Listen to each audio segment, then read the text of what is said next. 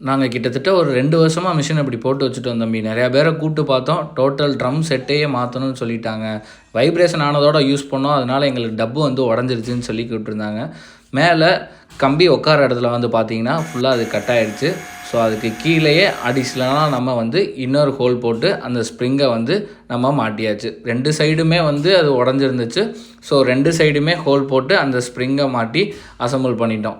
So 2 வருஷமாக போட்டு வச்சுருந்தனால உள்ளக்க வந்து ரொம்ப அழுக்காக இருந்தது.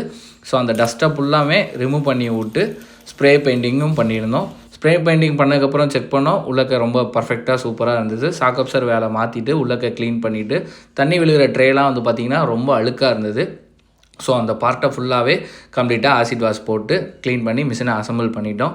உள்ள வெளில எல்லா இடத்துலையுமே கம்ப்ளீட்டாக அந்த ஃபோம் வாஷும் பண்ணி நீட்டாக க்ளீன் பண்ணி அவுட்புட்டாக கொடுக்கும்போது அவங்க ரொம்ப சந்தோஷமாயிட்டாங்க.